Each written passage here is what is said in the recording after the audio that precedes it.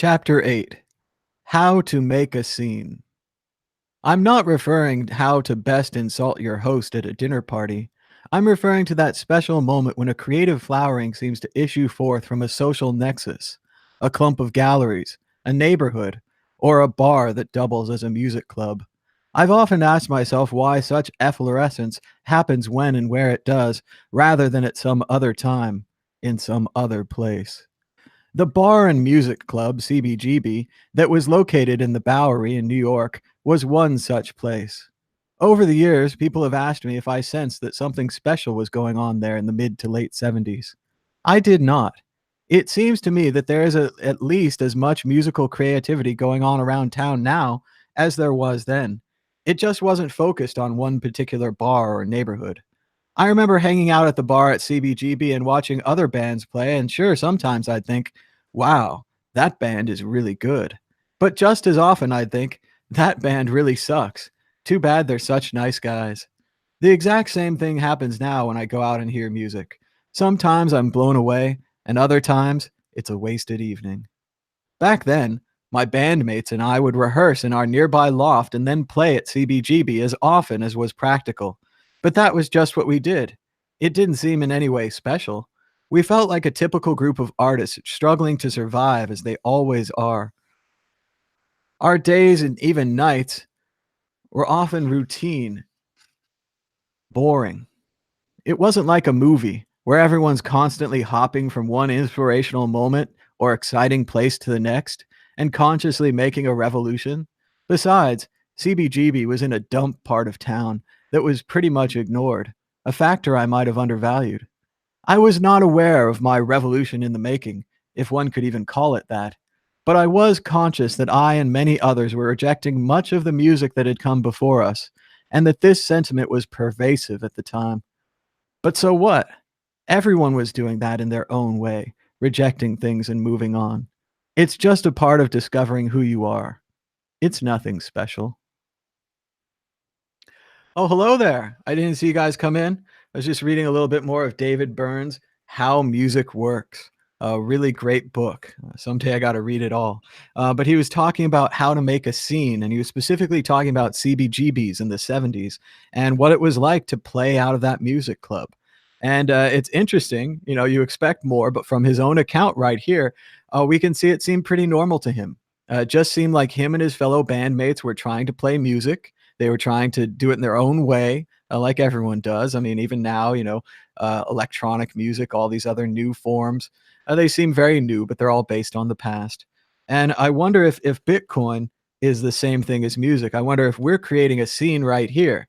I wonder if this is the Bitcoin scene, and we look on it and I shrug. I've known a lot of these people for years. I've been doing these videos for 5 years, been to a lot of conferences, met a lot of people, have a lot of friends in this business.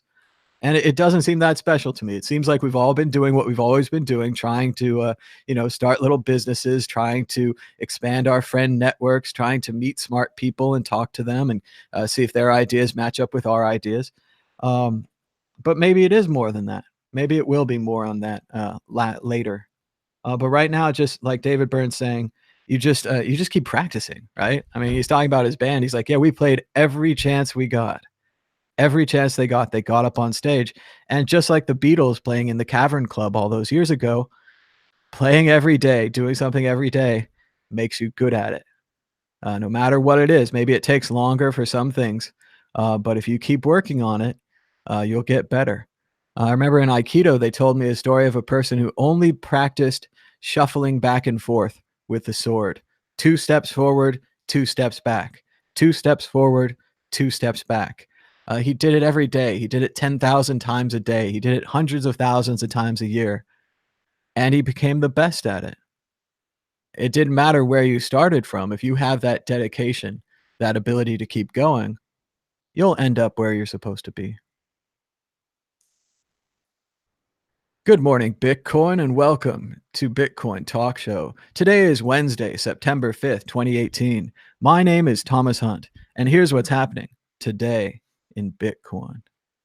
The price of Bitcoin is down 4.92% in the last 24 hours, with a last of 6,996, a high of 7,403, and a low of 6,931.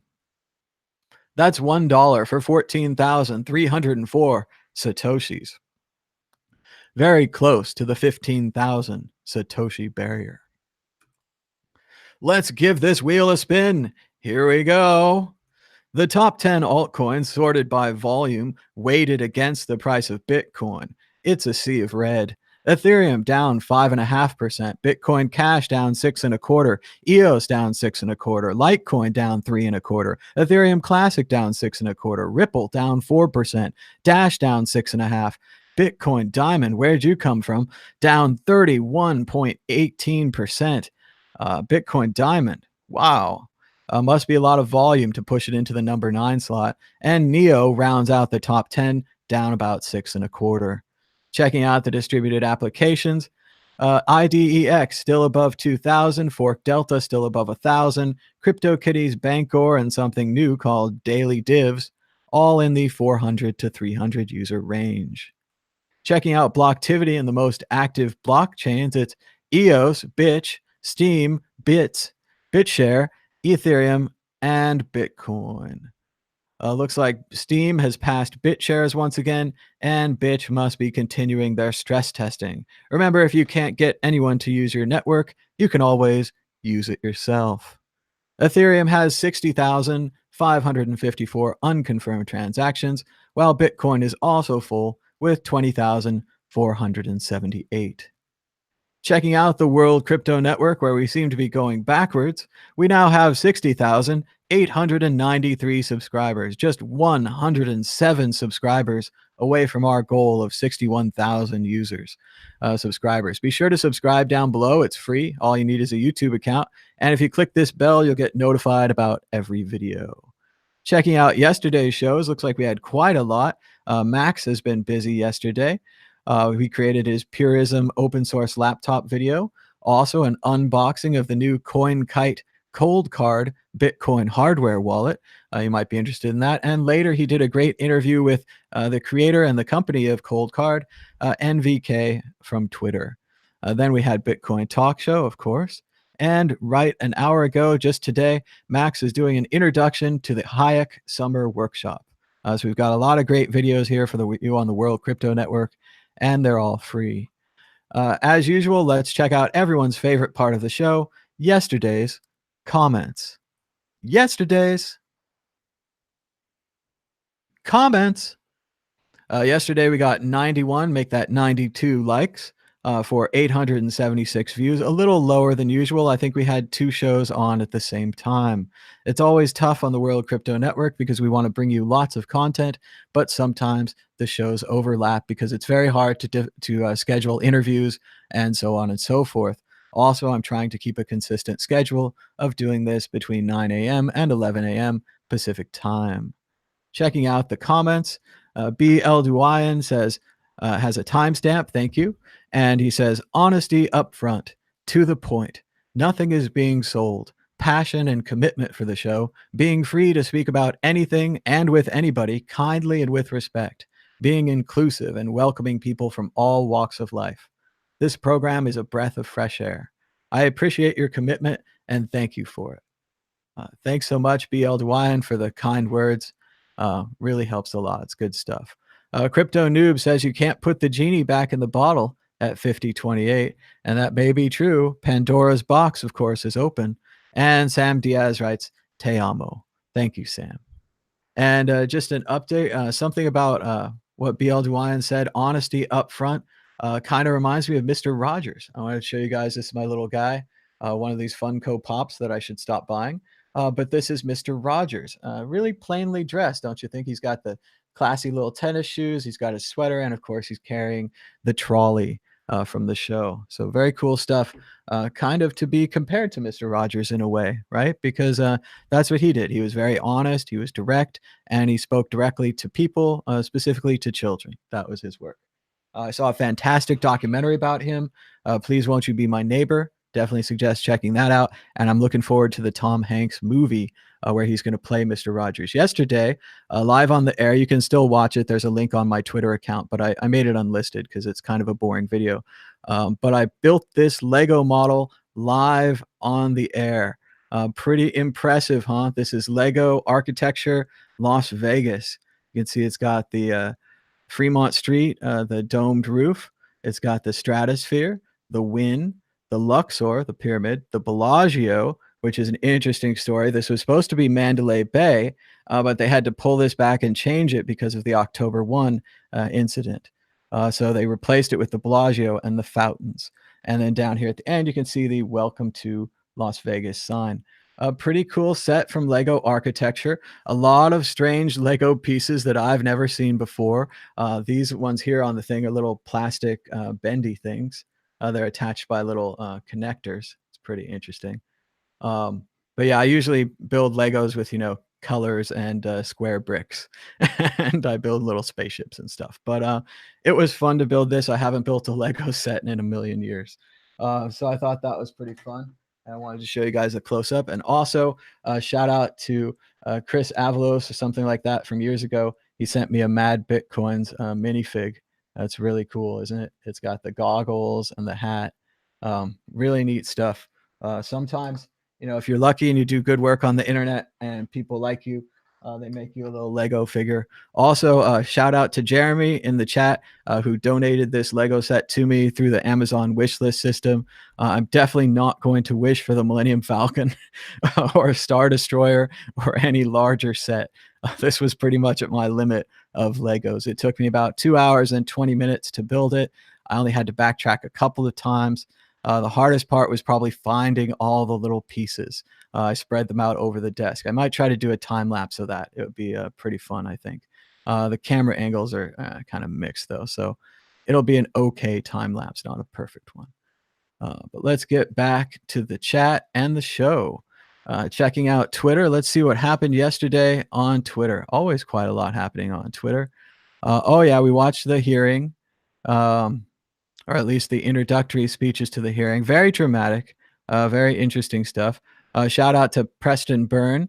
He's reading this great book by Bruce Schneider. Click here to kill everybody. Security and survival in a hyper-connected world.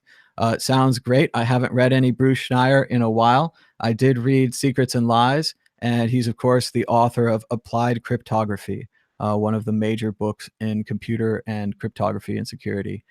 In Secrets and Lies, Bruce said basically that every computer system is insecure because of the human factor. You can always be hacked by social engineering, and no matter how strong you make your systems, there's always one user that's just going to give his password out to someone on the phone. I'm not sure what he's talking about here. Click here to kill everybody, but it does sound great, and I'm pretty interested to check it out. Yes, more about the hearing, very political, very unfortunate hearing. It's going on again today, but I'm not really watching it because it just seems like he's not answering any questions today. Since we're talking about the hearing, Anthony writes in the chat, he says, Kavanaugh seems like such a genuinely nice dude. Why do you dislike him? And I don't have anything personal against Mr. Kavanaugh. And yes, they've presented him as a nice person. And they talked about how he drives his kids to school. He's a carpool dad, and how he coaches basketball. And that's wonderful. What I would say about his character personally is just that I think he spent his entire life hiding his opinions and his decisions. And I think that's worrisome. It seems like he's kind of a specialized weapon designed to remove women's right to choose. So, I mean, that might not mean anything to you. I'm not a woman, so it doesn't specifically affect me. But I do oppose that, and I do support the precedents that have been set by previous courts. That's a very complex issue we could get into more, but just the general lack of forthrightness, especially yesterday when they were talking about how 42,000 pages had not been produced until the night before. And many people said that obviously, if this was a trial, there would be a delay in the trial because the pieces were not delivered on time. There's no way that the people could review 42,000 pages in a single night. And I know it's unorthodox, and I know it's way too much to ask, and the guy's just trying to sit there and be quiet until he gets on the Supreme Court. But still, I look for an impartial judge or even an impartial human being to say, "We should delay this hearing." I want to be judged on my record. I want my record to be produced. I want people to have a chance to review it. I don't wanna sneak into this thing. And maybe that's too much to hope for. Maybe that's too classy to expect someone to act, but, that's what I was looking for. Um, Personally seems like a nice guy and everything, but I disagree with a lot of his opinions. I'm not a fan of his judicial record. He does seem to side with corporations over and over again against the people, which again, I'm not in favor of. Um, Again, you can't not be political in this world. Ralph Nader said the lesson of history is if you don't pay attention to history, history and politics will turn on you. So you can be blind and you can pretend it's not happening, or we can discuss it fairly and openly. And I'll let you guys call in and you can tell me why you like Kavanaugh, or you can tell me why Roe v. Wade should be overturned and women should have to get abortions in back alleyways. That's perfectly fine. That's totally your opinion. We got to save the babies and kill the women. So it's a tough one for me to take, right? I just don't see it that much. We've got some Venezuela garbage money for you right here. Check it out. Those aren't leaves. He's climbing in a pile of money. It's probably worth nothing. Now you see, I don't want to go back to the political arguments. Okay, so they say Whale Panda, that Silk Road address that we talked about a little while ago, isn't Silk Road. It's an old Mount Gox whale, unrelated to the Silk Road. So it's pretty unfortunate. We even saw Ross Ulbricht retweeting the evidence of this and saying, "Wow, there must be another Dread Pirate Roberts. Someone's moving the money." And that seems like wishful thinking. Not so sure about that. Casey Neistat retweeted the great interview with actor Jeffrey Owens, Elvin from The Cosby Show. And interesting to go back to The Cosby Show. I never really liked his character on the show. He seemed like a jerk. So it's kind of funny to see this whole Trader Joe's thing happen. But certainly, there's nothing wrong with having a job, especially if you're an actor or trying to be a creative person. A lot of creative people have to do rather unfortunate work to keep their creative side going, and I certainly wish him the best. I think he'll do good off of this news story. I think it's gonna be good for him. We've got this enormous pin wall screen wall that morphs into any human face. It's the world's first selfie building, kind of in the vein of that Coca-Cola display in Times Square. We're seeing more and more physically moving billboards. It's interesting stuff. Probably a predecessor to holograms. We're not quite at holograms yet.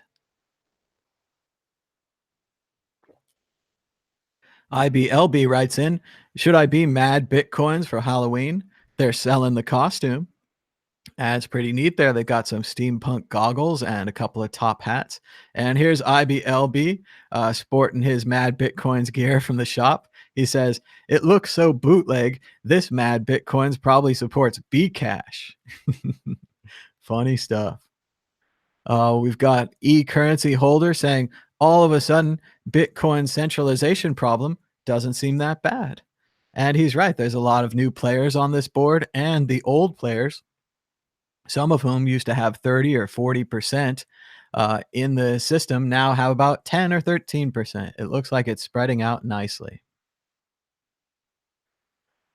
Whale Panda missed this tweet by CNBC. They said Bitcoin is rallying today, and Jim Urio has a target near 1-month highs. And of course, Bitcoin promptly went down 5%. A lot of people are trading against CNBC these days. Whatever they say, do the opposite. And I posted this a little while ago. It's Frodo, I think, maybe Sam. No, I think it's Frodo. And he says, I'm going on an adventure. And that's right. I confirmed. Hopefully, it's all going to work out. But I confirmed that I'm going to go to HCPP in Prague on October 5th through 7th of next month. So I'm heading back to Europe. So please DM me on Mad Bitcoin's Twitter if you're in the Europe area and you want me to drop by and sleep on your couch. Pretty good house guest. I clean up after myself, try not to stay that long, and I spend my days at museums. So looking forward to Europe, looking forward to see all my friends from last year, all the people I met. Hope to revisit a lot of the same spots and people that I went to, and hope it goes well. And my buddy Ryan Taylor at AgiLeak on Twitter almost impossible to spell, but I think it's like ADJY Leak. I don't know. He's going to be there. He's going to help us live stream it just like last year. I don't know if you guys got a chance to watch it last year, but we did live stream from the convention. They had a really great setup. They gave us a couch and a room, and we had a wall with the World Crypto Network logo on it. It was pretty cool. I think the wall's still there. I'm not sure if they're giving us a couch or a room. It sounded like all the YouTubers were going to be crammed in one room. I don't know if that's going to be a good plan. But we'll see how it goes. And Ryan's got the great gear to live stream this. We might be able to live stream a few of the presentations as well, just like we did last year. And it should be a lot of fun. Hopefully, we'll do a lot of interviews like last year. I was really fortunate. It seemed like after the people made speeches, they'd come over and we could do an interview with them. I did a nice hour-long interview with a guy who created the assassination market idea. I didn't really push back on him that much. I didn't want to upset him. But I did ask him what I felt were the hardest questions I could ask about assassination markets and really tried to do a good interview. So it'll be fun to do that again. We got to meet Adam Back. Peter Todd was there. It was really good stuff at HCPP in Prague. It's probably sold out now, but if you're in the Prague area, maybe we'll have a meetup. And just like last time, I'll try to have meetups in every town that I stop in. Just a little meeting at a bar or a restaurant, say hello to people, no big deal. But I'd love to see you there, and I'd love to meet everybody in Europe again. So I hope it goes good. Let's see. I read this great article, 10 Things I Never Knew About Las Vegas Until I Ran a High Roller Suite at the Cosmopolitan. Very interesting article. Always fun to read about Vegas. Philippe chimed in with Bitcoin, a morning dip. More great changed up and recycled propaganda from Philippe. Follow Philippe on Twitter at PHNEEP. He's a great Photoshopper. Does all my mad Bitcoins work for me. It's amazing. And I tried to watch the hearing this morning. It seems like Kavanaugh is not going to answer any questions today. He just fills time and says nothing. He won't even say that U.S. versus Nixon was rightly decided. He says it's in his top 4 cases, but this isn't the top 40 countdown. So getting pretty tired of that political charade. And finally, we've got some news articles from Forbes. They seem to know everything. They say Bitcoin is in free fall, dragging Ethereum and Ripple with it. Here's why. And this is the best part about the mainstream media. No matter how many times they're wrong with these Bitcoin went down because of this articles, they just keep writing them and they just keep printing them because they're desperate for a simple solution to the world. The world is complicated and no one knows why things are happening.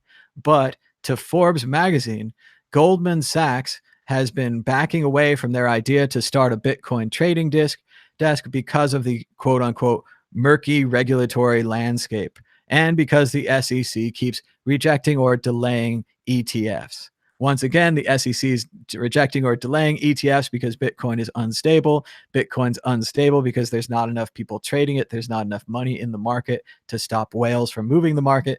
The way to get that money in the market is to have the ETF, to have the Goldman Sachs trading desk, to start siphoning some of this Wall Street money away from Wall Street and into Bitcoin. Until that happens, we're still going to be unstable and they're going to have to deny the ETF. So it's kind of a circular argument there. We just keep having it. There is a link to Ryan. It's ADJY Leak. And Ryan is currently broadcasting the Zero Knowledge Summit. So if you're into Zcash and the Zcash Foundation, check out the Zero Knowledge Summit live on Ryan's YouTube account. He's really great. He broadcasts all kinds of great conferences and seminars, stuff that would likely disappear if he wasn't there to record it. And Ryan used to broadcast our Bitcoin meetup in San Francisco for many years. Great stuff. We had some trouble starting Hangouts this morning, but it worked out. It was pretty close there. And I found some discount chapstick. It kind of seems like chapstick cash. So I thought that was kind of funny. And then the start broadcast button appeared, and there's Lego Vegas. Check out our Tallycoin campaign where 2 days ago, actually 3 days ago, we got our last donation for 0.00069,545. Thanks so much for your support. And as always, you could donate to our Tallycoin campaign even when the price of Bitcoin is down. And we're holding this until we reach $1 million to help spread the word about Bitcoin. Buying a real studio, paying people, getting an editor to make clips of the show, getting an advertising person to advertise the show, getting a interview type person to schedule interviews, so on and so forth. We could really use some administrative backing here at the World Crypto Network, and the only way we're going to get that is through spending money. So we'll just have to see how that goes. Over at Business Insider, they say Bitcoin dropped sharply and suddenly, and now cryptos across the board are getting slammed. Like this doesn't happen every single time. This is once again the Goldman Sachs trading desk, according to a Business Insider article that didn't have any quotes or links. They just say that it's possible and we've heard and so on and so forth. I don't believe this is what drove the market down, but it's a nice idea that the media likes to link things in a one-to-one relationship. CNBC on the same Kool-Aid, Bitcoin falls after Goldman reportedly drops crypto trading plans. I think it could be people just adjusting their positions before the next ETF confirmation or rejection. Once again, is Bitcoin on its way down? Financial expert says coin may fall to $5,000. Ooh. And the media's got more and more stories about the price, the price, the price, the price, and the price. Canadian ghost town gambles on Bitcoin for a new chance at life. With a population of fewer than 100 people, the small Canadian mill town of Ocean Farm Falls sits dormant in British Columbia. Some think the Bitcoin mining boom could help reverse their economic fortunes. Once again, for all those places that are kicking miners out, here's a place that actually wants miners. And that's about it for the prepared portion of the show. We talked about the mainstream media and the price. Let's move on to your calls or whatever's going on in the chat. I'm going to open up the chat. We'll see what's going on. As always, you can call us live on Skype at World Crypto Network, all one word, or at 518-600-1949. See what's going on in the chat. Jeremy says 6K. Here we come. Whoa. Nico is in the chat. Hey, Nico, how's it going? Atlantan Cap missed the reading. Doesn't get to hear about David Byrne. You have to go back and rewind later. It's good stuff. Like he agrees, though. He says it's always romanticized to people who aren't involved. So it's funny the way for David Byrne, he was just practicing music and playing it at CBGB's. For other people, that's the beginning of post-punk 80s type new wave music. That's what they called it, new wave. Blondie also played in that club. An incredible band. And of course, Talking Heads. That's where David Byrne's from. AR Forson likes that we call it bitch. That's what it looks like to me. BCH. Beesh. Beesh. So, website Coin Fair Value. I've never heard of Coin Fair Value. So, interesting idea. We do need better websites and stuff to try to analyze these coins, but I don't think anyone's going to get it down to a formula like we want. We want to look at it and say this coin is 90% and this coin is 80% and this coin is 20%, but it's really hard to actually know, and I don't think anyone does. So if someone tells you they do, I'd be very worried. Copperpot says Kavanaugh likes political buzzwords.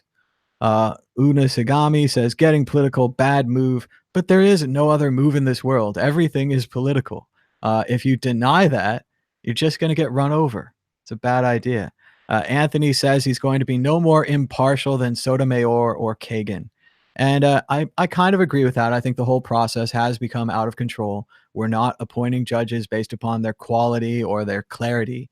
We're appointing them in a more partisan manner.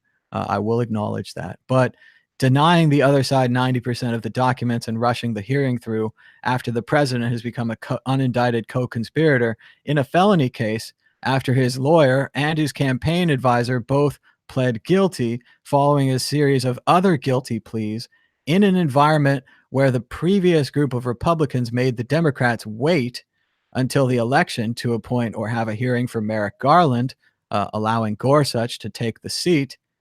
You can see where we are. There's not a lot of fair trust on both sides. It's one thing for me to say Kavanaugh should say, "I'm stopping this. You should read the documents." It's another thing for them to say, "No, we're not going to give you 90% of the documents." It's not good. I wouldn't like it on either side. I don't think it's going to be a good outcome. We'll just have to see how it goes. BL DeWine says, "We're all political, actively or passively." And so I would agree with that. I think we need to be careful when we run away from politics. I think it's just like when we run away from religion. If we don't discuss these things, we're not going to grow. We're not going to get anywhere. We're going to remain in the past. And frankly, you're going to be boring. Don't be boring. Crypto Daddy says Bitcoin's the only politics he's interested in. Just Joe is bullish on Bitcoin chocolate. That is a great idea. He says it's perfect for Halloween. Love that idea. I would love to give out Bitcoin gold coins. That's pretty fun. Bitcoin chalk. Yeah, they love it. Government puts our boots to the necks because we put our political blinders on. Politics on a Bitcoin show. I don't think it's debatable at all. I think we've got to get those blinders off. Apparently, you can get the Bitcoin chocolate at Walmart. An unfortunate reason to go there. Jeremy enjoyed our coverage from HCPP last year. Thanks so much, Jeremy. And you guys can go look in the archives. Maybe I'll make a playlist. I'll try to highlight that today. Do a little promoting of what we did last year so you guys can check it out and get ready for hopefully what we're going to do this year. There's a lot of travel between me and getting there. There's a lot of complexities. I'm going to try to breeze through most of it and just take it easy. But it's never really over till we're done filming. And it's never really started until I'm there. But I've got to get there and I've got to figure this thing out. And I think it's going to be fun. So I don't have exact dates on my European trip. Update basically middle of the month in about a week. I'm going to go home to Sacramento to get the rest of my Europe type stuff, my big backpack, the leather coat that I bought in a Berlin thrift shop, and some of my other European stuff like my scarf. I think I'll need that. And pack it all up. Then I got to figure out a flight. It seems there's a lot of direct flights from Vegas to Manchester. I don't know if I told you guys, but one of the reasons that I chose to move to Las Vegas is I think that the flights are cheaper. I think that you can always get a flight back to Las Vegas for almost nothing. And you can always get a flight somewhere else because they're just, they're sending the planes out to get more people. And it's a big tourist destination. A lot of people want to come here. So that reduces the costs. So I think it's great. But yeah, direct flight to Manchester, a couple of days to get over the jet lag. Last time, boy, I arrived in Paris in the middle of the night, showed up at Jimmy Song's hotel room, not tired at all. Jimmy let me sleep on the extra bed, and we got up in the morning, or I got up after not sleeping and went to the convention. Boom, boom, boom. That was it. Straight into Paris. Pretty fun stuff last year at the Breaking Bitcoin conference in Paris. I'm not sure if I'm going to make the Honey Badger in Riga. It seems very east and very north to me, Latvia. But if I can try to get out there, I might try to just jump on it. Everything's kind of up in the air, but I do hope to be in Europe within the next 3 or 4 weeks. So it should be good. And if you are in Europe and you want to hang out, keep an eye on the Mad Bitcoins Twitter account. I'll be putting out meetups and stuff where I am, just simple bar meetings, no big deal. And if you want me to stay on your couch, I'd love that. So let me know where you are in Europe and I'll add you to the spreadsheet. I don't know if I could use my old spreadsheet, but I did meet a lot of great people and great friends last time. And it was great staying on their couches and getting to see Europe, which I'd always wanted to go to and I'd always read so much about. I don't know what it's going to feel like going back to Europe, but I'll let you know. So let's see what's going on. GBTC. They think it's bad for Bitcoin again, in line with Silicon Valley and the FANG stocks. So that Just Joe's theory is that when the FANG and the normal stock market goes down, Bitcoin goes down as well. It's probably not wrong. A lot of times we see big moves like that go as everyone freaks out. Oh, they better make sure they find out which Walmart that Crypto Daddy's daughter frequents. There's no reason to go if all the Bitcoin chocolate will be gone because of your daughter. Ooh, funny stuff. Jokes. But yeah, that definitely happened to me. I went to McDonald's to get some Big Mac coin and they didn't have any. and then I ate at McDonald's anyway. Horrible defeat. I should have just walked out, but, I was hungry. Crypto Daddy's into QAnon and X22. Copperpot says death to Ripple. Ethereum does seem to be having some problems lately. They're still in the 300s. I agree with AR here. He says free fall. Oh, they were hoping that it was dark chocolate, but it's milk chocolate. Yeah, I can't eat that either. I can't eat anything. But she goes at 3 a.m. with the Misfits, so you're cool. Yeah, they'll probably restock the chocolate overnight. Um, People say marijuana stock this year is like crypto last year. So apparently it's going up. So congrats if you got the MJ stocks. Uh, Ideally, I sure always thought it was a good market to invest in, but you just never know who the winner's going to be. And I didn't spend any time researching that, so I don't know any of their names. News releases are just a form of short-term manipulation. I agree with that. This guy made XRP turd lollipop chocolates for his kids on back to school night. People were like, WTF. I'm saying that as well.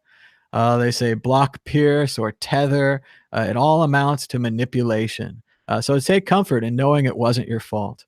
I think that's a good message. If you're trading badly, it's not your fault. It's just a strange market. It's just goes on its own. Proper Gold doesn't want to chat. Jelio says, when will Lightning be used by everyone?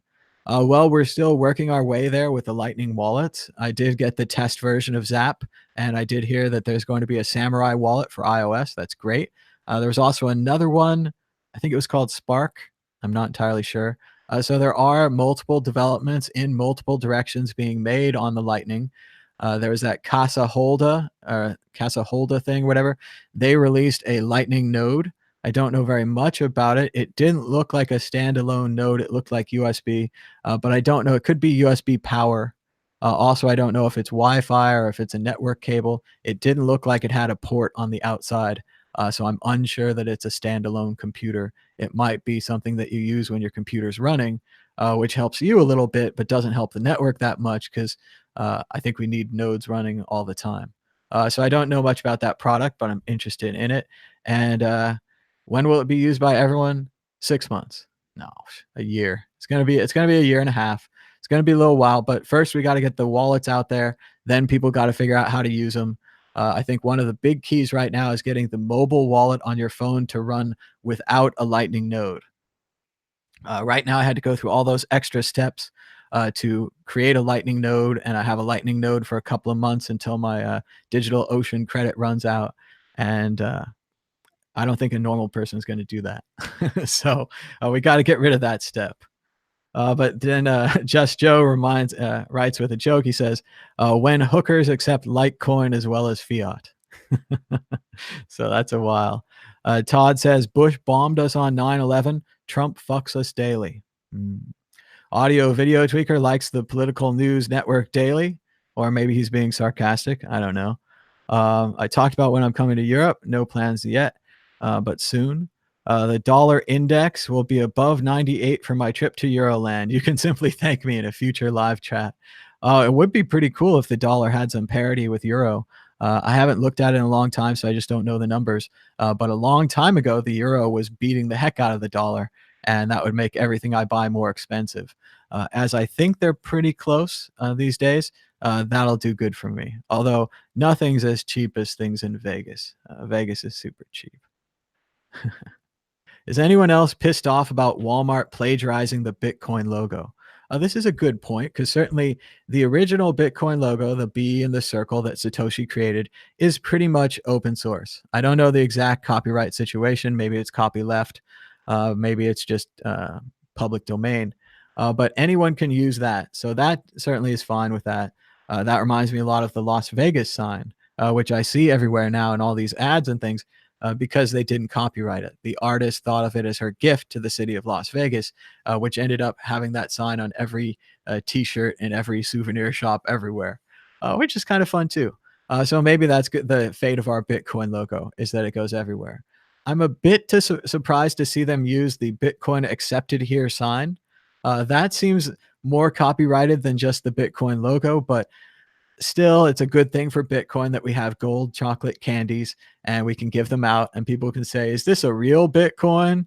So on and so forth. It's like the guy says in the chat, it's great marketing for Bitcoin. Very good stuff. Fox Coyd is talking about the National Museum of Brazil burning down. I agree, incredibly tragic, very sad. I watched a little bit of a video from there, and they said the only pieces that survived were the meteorites. The meteorites were unaffected by the fire, but otherwise, so many losses, paintings, sculptures. They say they've lost works from original languages that we don't have anymore. So we essentially lost languages. The fire system was due to be installed next week. It's really that bad. It's really that bad. And even if they have insurance, and I'm sure they do, it doesn't matter because all these things were priceless and irreplaceable. And it is a very, very big tragedy for Brazil. Very sad. Nothing we can do, but maybe they had that call for photos. So certainly, if you have photos of the National Museum of Brazil, please put them online. They're collecting them. Otherwise, I don't know what they're going to do. If they take up a fund or something, maybe we could donate. But even then, this work is gone. So, Crypto Daddy says the only marketing that Bitcoin needs is Bitcoin 20,000. Causes everybody to look. True that. I don't know the cause of the Brazil fire. Might have just been, I mean, most fires are electrical wiring, something like that. Um, let's see. That's so sad. It's like the Library of Alexandria. Preventable tragedy. The pictures of the meteorite. They had severe cuts and didn't receive their fully allotted funds from the federal university. They were forced to crowdfund money to repair the termite damaged base of one of its grandest mounted dinosaurs. For many years, we fought with different governments to get adequate resources to preserve what is now completely destroyed. That is sad. Other tragedies like this can happen at any time in numerous museums, libraries, and archives in Brazil. Let's see. The Herbarium, its main library, and some of its vertebrates were housed in a different building untouched by the fire, but that's just 10% of the museum's collection. 90% included twice as many specimens as the entire British Museum. Oh, I'd like to go there. Museum staff carried out, oh, this is true. Oh my, this is, museum staff carried out whatever they could by hand, including parts of the mollusk collection. Time will tell what else survived, and some losses are already clear. The floor beneath the entomology section collapsed, for example, and the 5 million butterflies and other arthropods within were likely lost. Okay, so they're talking a lot about the loss. They're not saying, oh man, they're not saying why it happened other than a lack of funding. And they didn't have, here we go. Officials are still searching for what sparked the fire, but the answer won't change the lives affected. How do you conduct your research? What material do you give to the new student? How do you rebuild an institution of this size from scratch? And I know this is a horrible story, but once again, maybe we can learn from this. I backed up my hard drives recently. It wasn't that expensive. My backups are invaluable. I can't get that data back. I've definitely lost data before. Never use the move command in Mac OS because sometimes when it cancels, it just eats your data. Use copy. Copy first, then delete. Create 2 backups of everything you have. It's super annoying to go try to find your stuff. And when I thought I lost a hard drive recently, I didn't even know what was on it. I was just like, that hard drive is gone. So make some backups, support your local museums. Maybe we can learn from this. Maybe we can prevent this in the future. But major loss for Brazil. Very sad. Don't want to talk about it anymore. Let's see. Who is crazy enough to mount a dinosaur? I hope it's not Crypto Daddy's daughter. Copper Bitcoins on eBay. Hand out copper Bitcoins. That's a cool idea from Joe the Foe. He says, you can buy 100 copper Bitcoins on eBay or Amazon and hand those out for Halloween. Most parents go through their bags and will see that coin. Send them on a research adventure. That is a pretty clever idea if you just tossed one of those coins in their bag. I had one at home. I don't have it with me, but it's a really neat looking coin. It has a bunch of, looks like circuitry in the background. So when you move it across your eyes, it kind of glances a little and you're like, this looks like it might be a real Bitcoin. So I agree with Joe here. They might go research. Do I have a Bitcoin? Do I have a $7,000 coin in my kid's candy bag? That sounds pretty good. Audio video tweaker thinks the Illuminati was erasing history. Oh, that's sad. I don't want that. Let's see. They're lolling at Just Joe. Funny stuff. His daughter's more like Sasquatch. Oh, poor daughter. I'm sure she can get some Nair or something to help out with that. Will a Fed coin destroy Bitcoin? This is a good question by Randall. I don't think it will. I think they'll both operate together, and that Bitcoin will be more of the universally acceptable money if you want to buy anything, right? Anything. You're going to use Bitcoin. If you want to buy something from the government or something from Walmart, or you want to pay your taxes, you're probably going to use Fed coin. So it will create two different economies, but it'll be pretty obvious to everyone that Bitcoin still exists and Fed coin still exists, and that they're competing against each other. And in the long run, I think people will want the open freedom of the Bitcoin system for most everything except paying your taxes, where you should give unto Caesar that which is Caesar's, right?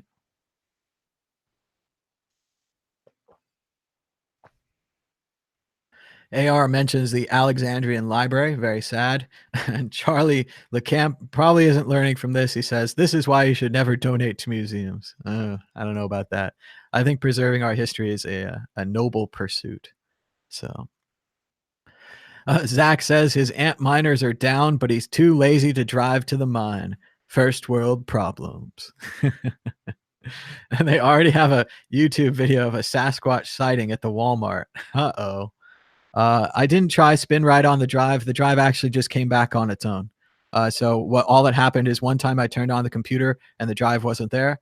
So I freaked out, turned it off, bought backup hard drives, adjusted the drives into a different slot, changed the way they were plugged in, and then backed up the drives one at a time. I was successful in backing up the drives. Really good. Just Joe says, "How about an ass coin?" Ass coin to the girl or guy with the hottest ass.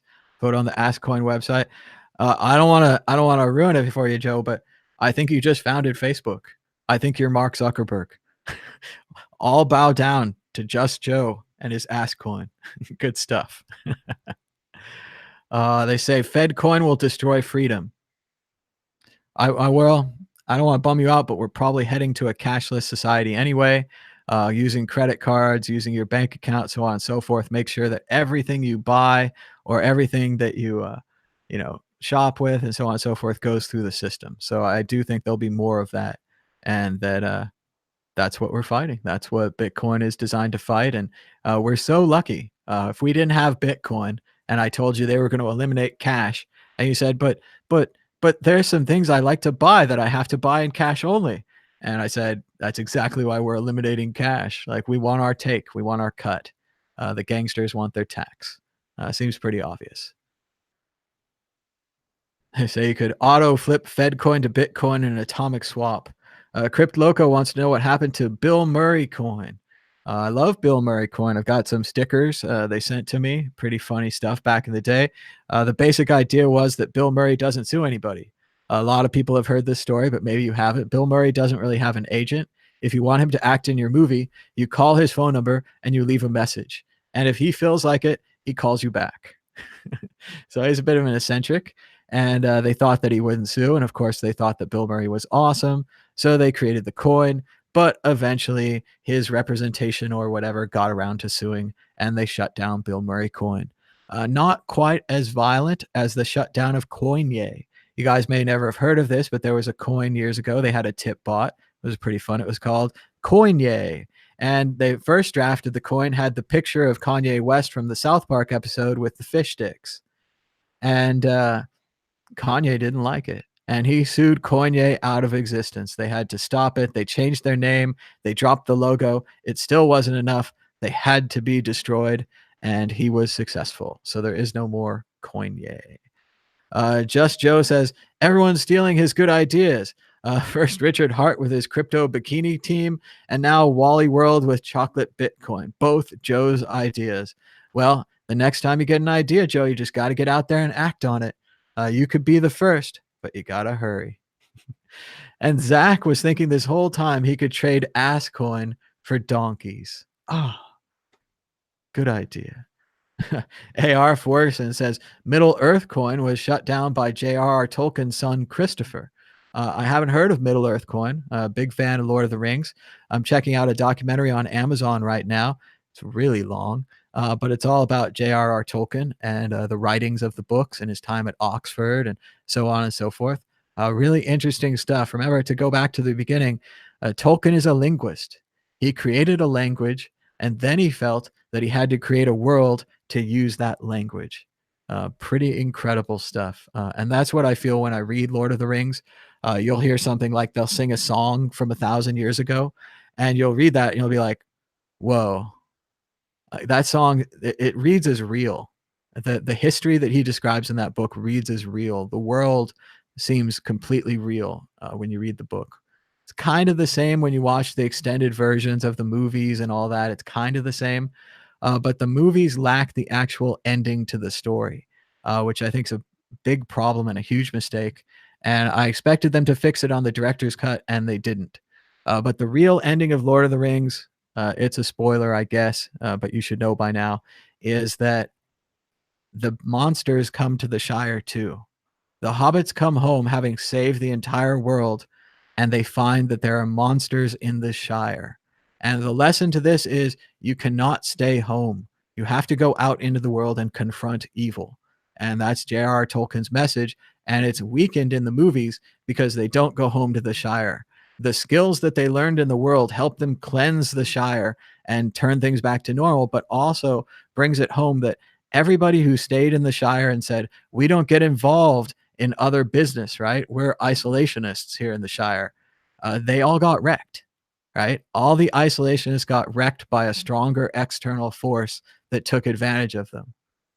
So I think there's a lesson there. I'm not sure Peter Jackson got it, but you can. And they're right. Frodo fails. They still have Saruman out there. Frodo and the elves get on a boat, go to another world. And AR is right. In the end, it's Gollum who's the hero. And that's why people are always like, oh, why do you keep that person around? Or why do you keep that person around? And so on and so forth. It's because they have a part to play. And that's what Jar Jar should have been in the Star Wars prequels that were terrible. But Jar Jar could have redeemed himself if in the third movie he became a hero and delivered the goods. If Jar Jar had been the one to sneak Luke off to Tatooine or to take Leia to Alderaan, he would have redeemed himself and become a hero.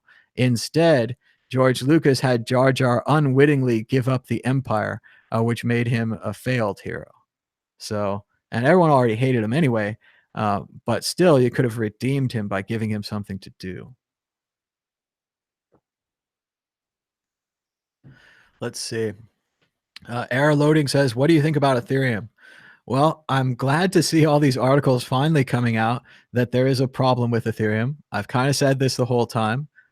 So I feel a little justified. We're not down to zero yet, but I've always said it was a confusing system with the gas and the ether, and that the gas prices change, and it made no sense. If I want to run a smart contract, I want to pay like $10 for my smart contract. I want to pay $10 every time. The way the Ethereum system seems to work is that you pay a different price to run your smart contract depending on the price of gas, depending on the price of ether, depending on the markets. It's never made sense to me. I also knew that they could always print more. And like they recently did, they can adjust the deflationary status. They can change it from 3 Ethereum an hour or whatever to 2 Ethereum. They did that. They rolled back the chain. They're exemplifying a lot of the centralization problems that Bitcoin could have, but doesn't. So it doesn't look good for them. He also says that Marty should have gotten the cryptocurrency almanac instead of sports betting. It is pretty funny. A lot of people have made those Back to the Future graphics where it says, Marty, we've got to go back and buy Bitcoin. All that kind of stuff. Funny stuff. Video Tweaker is looking for a Similarian movie. I haven't read that one. I think it's supposed to be good, though. It's about a dragon. And oh, somebody stopped reading after the second book. I stopped reading after the first book when I was a kid. I read The Hobbit, loved it, great book. I started reading Lord of the Rings, and I got about halfway through the Fellowship, and I was like, they're just going to walk forever. like they're going nowhere. I just couldn't take the lack of forward movement.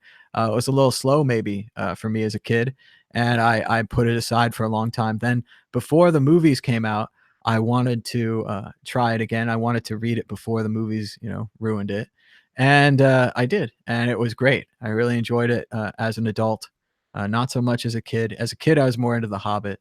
Now The Hobbit seems kind of simple, like a golden books, like a Disney version of the universe, not a real one. So, Lord of the Rings seems much more real. So, but this is Bitcoin Talk Show, so we're looking for your calls. We're going to keep this show going for maybe 10, 15 more minutes if there aren't any calls. So you can give us a call now at 518-600-1949 or on Skype at World Crypto Network, all one word. Just Joe says in the chat, he was more into Playboy as a kid. Also a fine periodical. Excellent stuff. And Jeremy says, Pickle Rick. Can't wait till there's more Rick and Morty episodes. It seems like it's going to take years. If you haven't watched Rick and Morty, check it out. It's one of the best shows on TV. An animated cartoon similar to Back to the Future. An old man and his nephew travel through universes and dimensions. And great stuff. Great stuff, Rick and Morty. If you haven't seen it, check it out. Fox Coit says Hobbit is a cool book, but the film is a very bad joke. Yeah, I couldn't get through it. I watched the first, they split it into 3 movies, bizarrely. It's not that long a story. It's really they go there and they come back. Um, but yeah, I saw the first movie and they added in all these extra scenes and the dwarfs were singing. And I actually made an edited cut of that movie to take out a bunch of the scenes that I didn't like. They also added in these strange scenes where Gandalf goes to visit Saruman and the scene just goes on and on and on forever. Uh, just not good. They just wanted more money. If you want to watch a movie of The Hobbit, I suggest that old animated one. That one was always really good. And I think it's like 30 minutes, like 45 minutes. It gets the story done because there's just not that much there. There's a great story, but nothing compared to The Lord of the Rings. Oh no, let's not remake Back to the Future. Error Loading is saying in the chat they could remake Back to the Future, get Tom Holland as Marty. I remember the funny thing about Back to the Future is they used to have Eric Stoltz, but he just wasn't funny enough. He was too serious. He wasn't bringing the comedy to the show. Then they found out that they could get their first choice after all, Michael J. Fox, and he did the movie at night, and he did the TV show Family Ties during the day. They were able to work that out, and that pretty much made his career. If he didn't do that, he would have been in real trouble. It looks like we've tacked on a second red candle, and our percentage loss has expanded from around 4% to around 6%. The price of Bitcoin is $6,896. We're seeing pretty good size volume in the sells. We're keeping an eye on it. Exactly. AR saying, yeah, the scenes with Saruman happened off page at the same time. It could have been a whole nother movie if they did it right.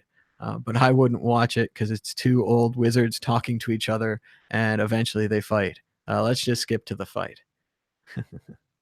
Raccoon says, what's the best Bitcoin wallet?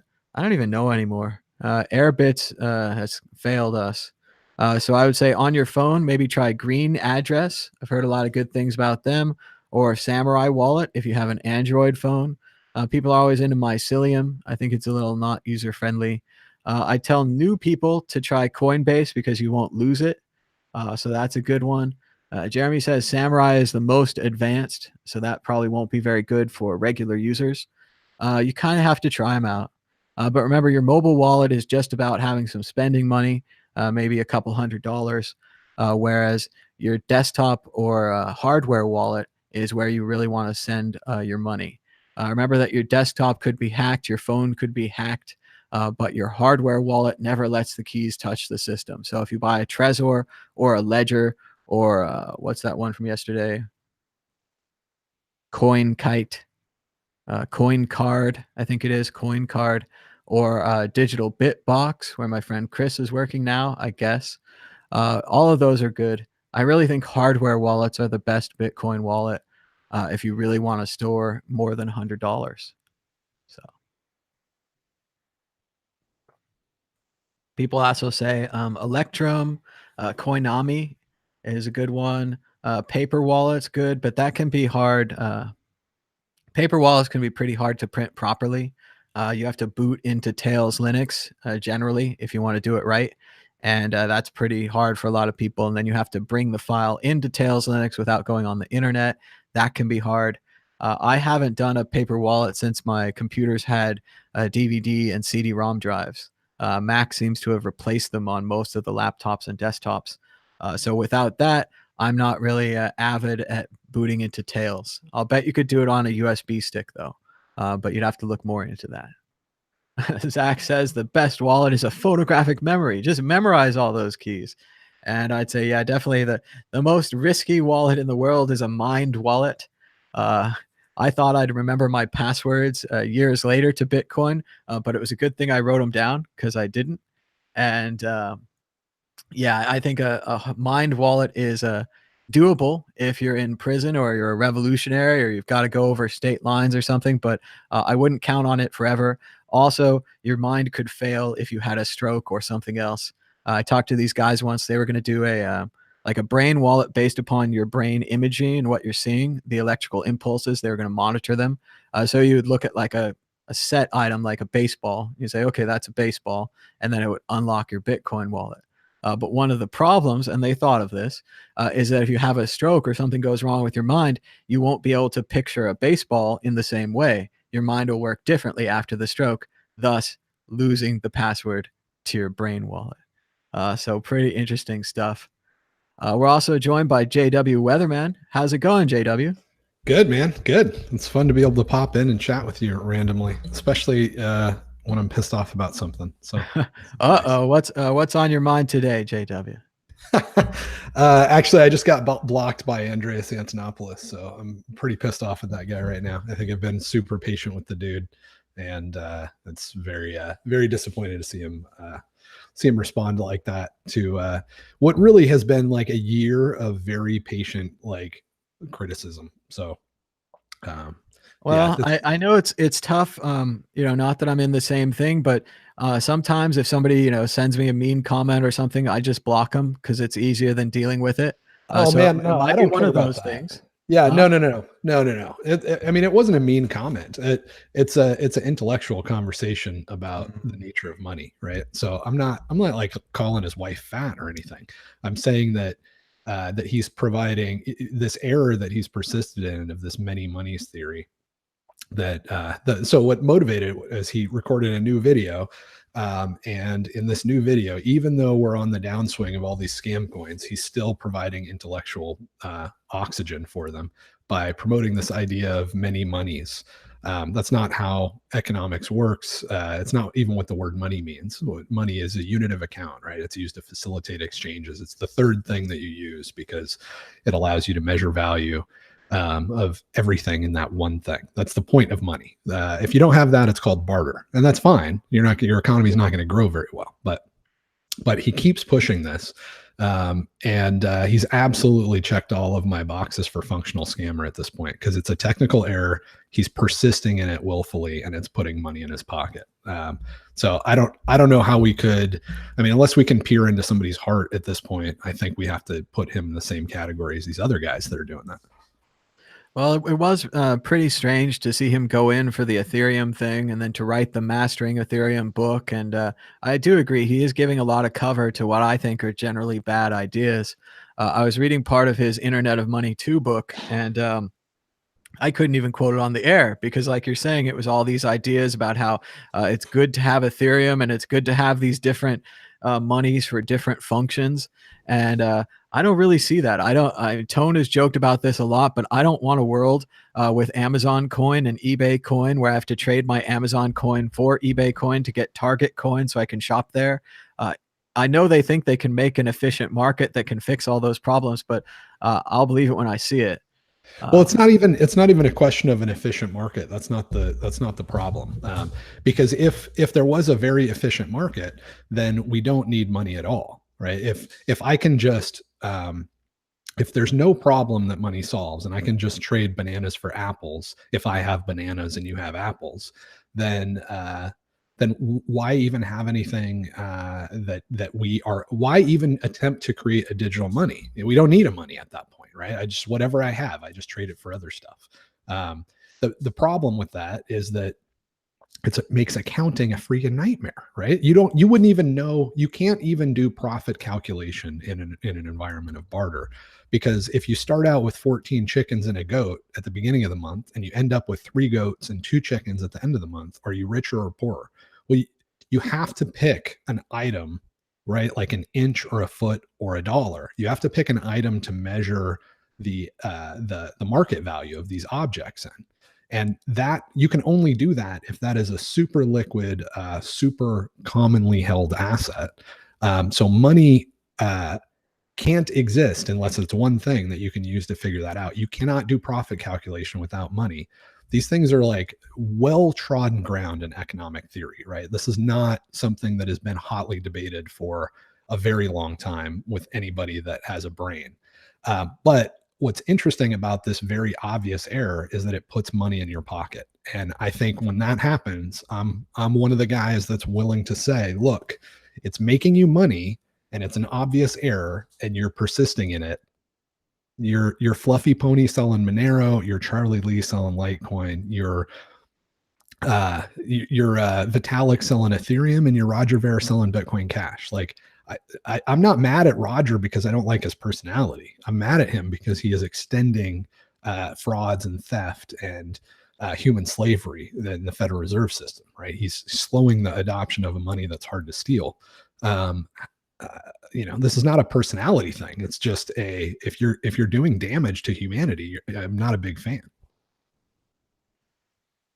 Well, I would agree with that. And yeah, it definitely seems like you're right on the barter issue. We could just trade bananas for chickens or anything. And it makes it also hard to pay your taxes. What do you pay your taxes in? Do you send the government a chicken? Do they accept bananas? This seems like what money was invented for, and we're going away from those ideas. So it's pretty strange. Yeah, I guess I should probably get back to work, but I appreciate you letting me just pop on randomly and vent on stuff like this. I did record like 20 minutes before. I just finished recording like a 20-minute rant. So I was kind of amped up, but I'm calmed down now and I have some software testing to do. We just pushed out a release for a MathBot that fixes Firefox and a bunch of browsers. So I need to go get off my butt and go do that testing. But well, thanks for dropping by, and take it with a grain of salt. Andreas is just a person. He's probably tired of arguing with people on the internet. It's probably not anything personal. Maybe if you guys met in person, you'd have a nice discussion about it. Let's hold out the best hopes. But I agree, it's unfortunate to see him go over into Ethereum and Monero and all these other things. Seems like Bitcoin is good enough for me. So. Fair enough. All right, man. You probably have a good attitude about it. All right. I will catch you next time. All right. Thanks for dropping by, JW. And if you guys would like to join the conversation at home, you can give us a call at SKYPE WorldCryptoNetwork, all one word, or at 518-600-1949. I'll do a little bit more chat with the chat, but if we don't get any phone calls, I might have to end the show for the day. I do have an event I'm going to tonight in Las Vegas. I'm pretty excited. It's a curious event. I'm not sure why I haven't seen them before, but tonight, thanks to the fact that I live in Las Vegas, I'm going to see Queen with Adam Lambert. I like the first part of that. I'm mixed and okay with the second part. Obviously, as you know, Freddie Mercury, the lead singer of Queen, passed away, 20, maybe 30 years ago now, in the early 90s. The band is still there, though. Roger Taylor, Roger Deacon, Brian May, the guitars, the bass, the drum, they're still there. So I expect the music to be really good. I expect all the songs to be spot on and perfect. And I'm hoping that Adam Lambert can sing not as good as Freddie, but a decent enough simulacrum or experience, and it'll be pretty amazing. I think I'm in the top of the bleachers in the stadium, so I'm gonna be pretty far away. But it's going to be super cool to finally see Queen, kind of. It's interesting in Vegas. They're doing about 10, 15 shows here. So if you're in the Vegas area, or if you're a big Queen fan and didn't hear about this, you could come check it out. About $100 a ticket, pretty good for a concert. But interested to check it out. And if they're really good, and maybe if ticket prices fall, I could see them twice. but I'm going to be pretty busy trying to go to Europe. So probably last concert in Vegas for a while now. But should be amazing. Should be totally amazing. I'll try to do some periscopes or something. But keep in mind, I'm in the balcony. I'm way up. It's not going to be close up floor seats or anything like that. So. AR Fortson says he would move to Vegas for the shows if nothing else.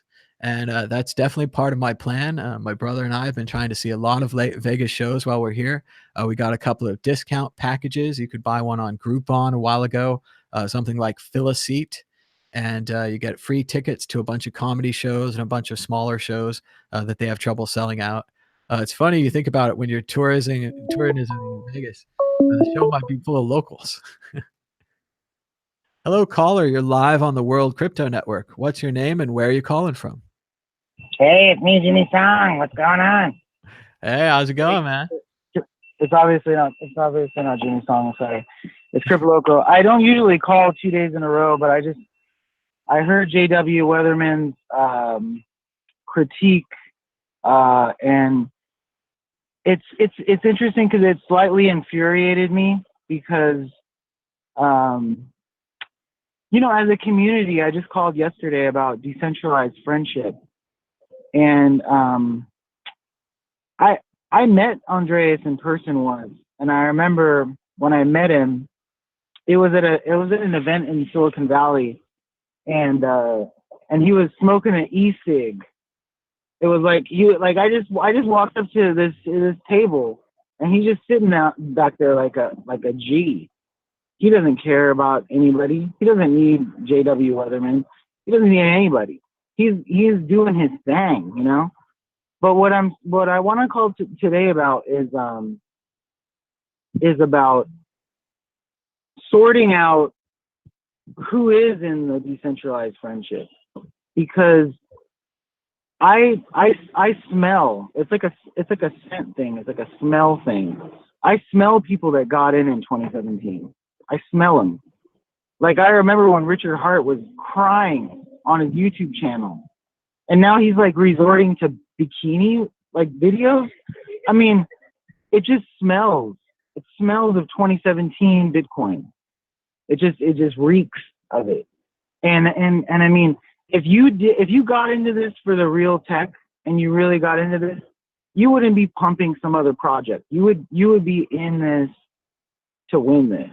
And all of those of us that are out here in those real Bitcoin streets, we don't care, People like Andreas are heroes to us, but it hurts me to hear bad language or bad feelings about people that made this space what it is today.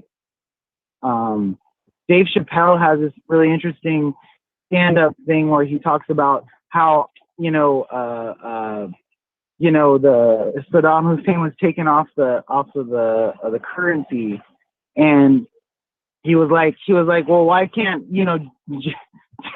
Thomas Jefferson be taken off the currency? It's because these people did stuff, and I don't know. I mean, I think it's tough because we get to pick our heroes, right? But we only really get to pick them from far away. I don't know what Jim Carrey is like. I don't know what Tom Hanks is like, or Mr. Rogers, or any of these people. I've never met them. Mr. Rogers is dead. I mean, so for Andreas, it's very hard for him to be everything to everyone. So I think he's in a tough position. Go ahead, guys. Sorry. Yeah, he's in a tough position, and we just have to take. I think we just have to take joy in the contributions that we enjoy. So I remember when I first was trying to get into Bitcoin, I watched an Andreas video. I remember it was the one with the Bitcoin letters on the stage, and he was fantastic. And he paced back and forth, and he gave his opinion, and he talked about how important Bitcoin was. And I just thought it was great. So I think we just have to appreciate that. And if he's drifted, if he's changed, it's hard to be absolute in this space. It's hard to be 100%. Certainly, I tell you guys, there was a fortune out there in Ethereum and altcoins, and I didn't get a taste of it because I was too absolutist to gamble in those areas. And morally, sure, I can tell you that I didn't make my fortune on Ethereum, but out of actual pragmatism, I would have been a lot better off if I made a fortune on Ethereum, right?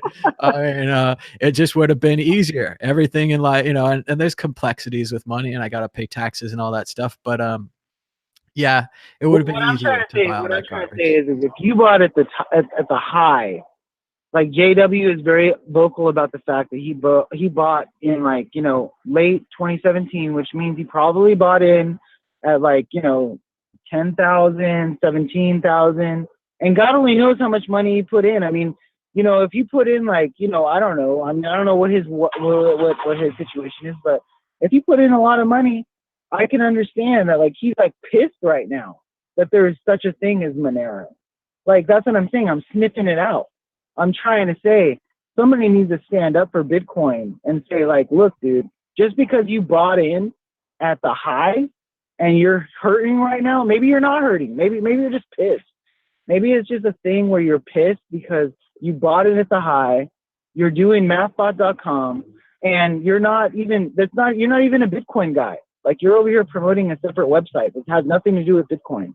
Like if that's the case, well, Mathbot does take Bitcoin. Mathbot rewards people. I haven't tried it, but allegedly it rewards people for doing I would that. recommend everybody. Nobody's tried it, but I'm saying when you try it, you'll see really quickly. It's like log in with Facebook, log in with it. I mean, I don't know. Look, I'm not trying to demify this guy, but I'm just trying to say the same way I said with Richard Hart. It was very clear. Like the Block Digest people broke it down, and they were like, yeah, Richard Hart was not an early Bitcoiner. That was not what was going on. This is a guy that got into 2017 because he saw the all-time highs, and he just, he was, whatever, like, mercilessly jacking off to the price. And then now he's pissed because the price dipped, but those of us that got in a long time ago, we've seen the price dipping over and over. And I would never recommend that anybody get in when the price is at all-time highs. I would never do that. But I mean, if you want to give somebody $10 and then like I said yesterday, like, you're a Bitcoin bum, somebody gave you $10 and all of a sudden it's worth 100 and you're going to live on that. Good for you. But that's not what Bitcoin's about. Bitcoin doesn't care. So Bitcoin doesn't care, and neither do any of the other cryptocurrencies. I mean, Monero doesn't care whether JW is on board with it. It doesn't matter. I mean, all of these things are experiments. It's all experiments, all research. We're all doing work out here. And to have somebody be so negative is it infuriates me, honestly. It infuriates me. And I'm sick of it, and I don't want to hear it anymore. And I'm not saying that you're a promoter of it, but I'm just saying that, like, I would love to come on your show one day and just have an opinion and say something. And I'll even do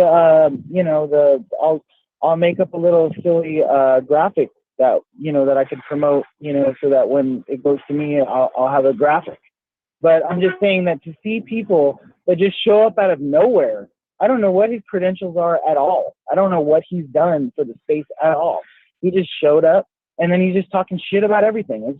It's infuriating. And I just had to let it out a little bit because nobody that I know is going to get it. But I'm sick of it. I'm sick of the hate.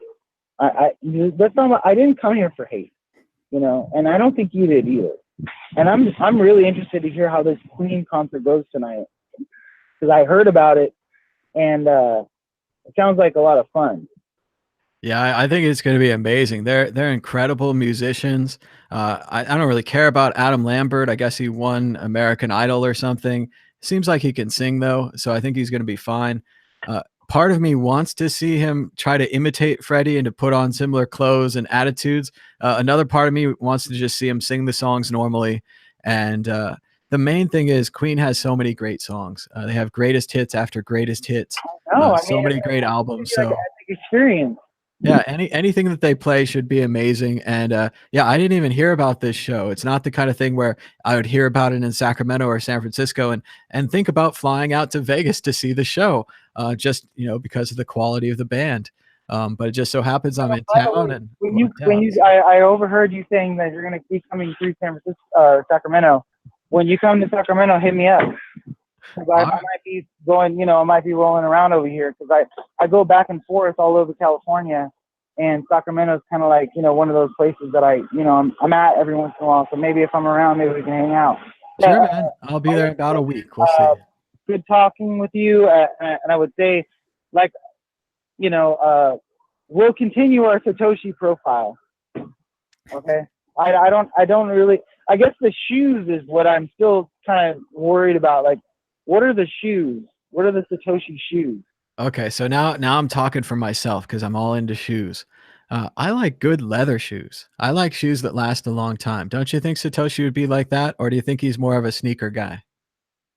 No, I think you would be into no, you're right. No, that's what I'm saying. Like, that's the thing, like, because the thing with the beard is like, you can easily grow it, but then it's something that you have to, stuff gets caught in your beard and stuff like that. I don't know. But yeah, no, I think with the shoes, yeah, I think the leather shoes, because you can have a pair of leather shoes like for the rest of your life. Yeah. You're done. You're just like, you buy those expensive Florsheim or whatever it is, and you're done. You're like, you don't need to buy any more shoes. Now here's the real question: does Satoshi polish his shoes? No, he doesn't. Absolutely, he doesn't. And obviously, he goes to Burger King like often. There's that issue too. So it's becoming like kind of a weird. It's becoming an interesting profile, actually. Yep, we're gonna have to get an artist to draw us a sketch of this. No, I'm gonna draw. Yeah. That's why I call. Sorry about the noise. Sure. That's why I've been calling in to slowly over time. I'm drawing it out. Gonna do the graphic design. All right. Well, hit me up on Twitter when you have a graphic. We'll let you go for today, but I'm going to ask the rest of the audience what they think about the negativity. I think it's a good talk. Yeah, no. I think, man, this guy just doesn't want to stop doing porn. Yeah, no. That's what I'm saying. If it's open, we could do like a competition where it's like where people could just send things in, and it's like based on what we've said so far, they could create their profile of Satoshi. I would recommend Childish Gambino. The newest one of his songs that just came out, Feels Like Summer. Watch that video. It's a great video. It's very well animated, and it's it's sort of the thing that I would be going for if I were to make a visual of Satoshi. They got everybody in there. They got Kanye West. They got what's her name, Michelle Obama. Sure. They got it all out there. And I'll check it out. I've heard of it, but I haven't checked it out. I did like his last music video. I think it was like Who is America or What is America, something like that. Yeah, This is America. Yeah, but This is America. It's very different. It wasn't this one. It wasn't as controversial. The other really good music video that I saw recently was Jay-Z, The Story of OJ. I could watch that over and over again. It's a hypnotic cartoon, and it's a really interesting song. Of course, you got to kind of be into rap and the language and those kind of things. But if you are, it's good stuff. No, it's good. I mean, I would definitely recommend that to all the viewers. And yeah, so that's all I'm saying. I would really love to have like a competition where we try to figure out who is Satoshi, and then based on all of our criticism or our assessment, how people send something in. So I really appreciate the conversation, Thomas. I'm always a fan. If I'm ever over there, I mean, I'm not sure exactly how long it's going to be before I call back again, but if I'm ever there in Las Vegas, I will definitely give you a call, and maybe we can get a coffee. Sounds great, man. Give us a call anytime, and thanks so much for your call. All right, take care. All right, and you can call us now at World Crypto Network, all one word, or at 518-600-1949. I just want to ask you guys, what do you think about the last caller? Do you think that the Bitcoin space has become too negative? Is it people that just got in that bother you, or is it the old people changing their mind and maybe having a different viewpoint than you thought they would?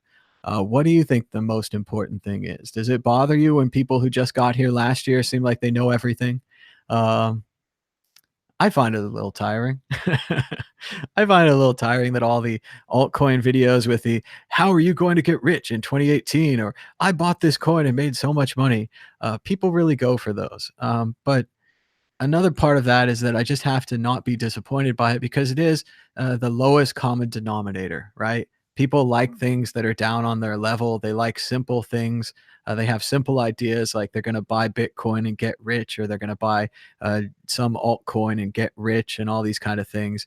What are they going to do when they get rich? They never seem to know. Hello, caller. You're live on the World Crypto Network. What's your name and where are you calling from? Oh, this is Joe LaFoe from Idaho. All right, Joe, what's on your mind about Bitcoin or anything else we talked about today? Oh, I was just talking about, I made that comment about, getting the eBay gold coins or the copper coins. And I used to sell those on eBay, but I used to get the set Ethereum, Litecoin, and Bitcoin, and then try to put it in a box or something nice and then sell on eBay, get the coins for like $3 and they sell for like 20 if you put it all together. Oh, all the brass coins or whatever, the copper ones? Yeah, the copper ones, yeah. Sometimes I got ones that said gold plated on it, but but now, if you try to do anything with cryptocurrency, PayPal and eBay doesn't really let that go on. So that's kind of weird too. I don't know if anyone talks about that. Yeah, that was definitely back in the day. That was a thing on eBay. When I first got into Bitcoin, yeah, I was like, well, I'll don't, I want to sell $20 of Bitcoin for $30, right? That's a good move. So I went on there and I listed it, and somebody came along and they bought it from me, and I got the PayPal money and I released the Bitcoin to them. And at that point, PayPal jumped in and froze my account. And PayPal said, the person who paid you, their account got hacked. And of course, I have no evidence of this. They could have had it hacked by their friend. They could have pretended they were hacked, or they could have actually gotten hacked. And so they kept my $30, and the other person kept the Bitcoin. And I was a big loser. So I never sold crypto on eBay again. So right. I had a couple of bad experiences too. They said they didn't receive it, and there's no proof. There's nothing physical. So, and eBay doesn't, and PayPal, I don't really understand how it works. I don't think so. They're just like, well, this person said they didn't receive anything.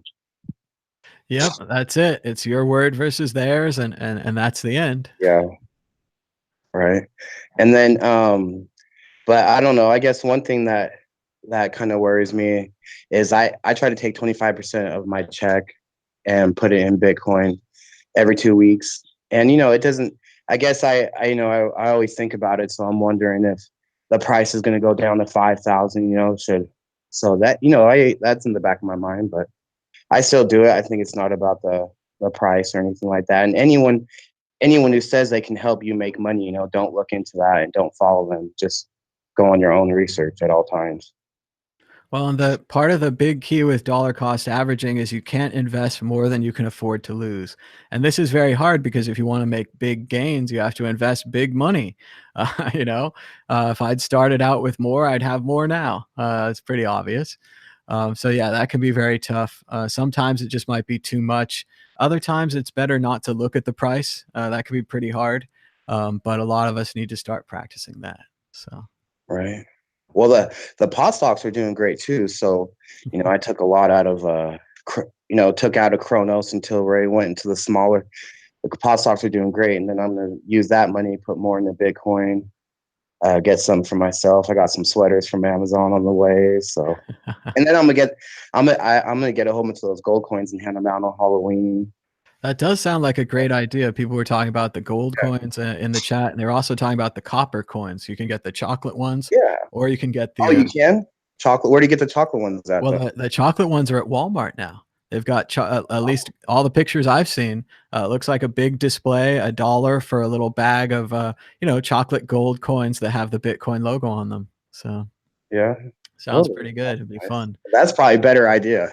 Well, I might have been you in the chat, but somebody said that they would throw it in the bag and then let the parents look it up, and that parents might think, hey, I've got a Bitcoin, you know, $7,000, and they get crazy excited. They go out on the internet, try to figure out how they can trade in this Bitcoin. Heck, there might even be a thing they could trade it to their friend.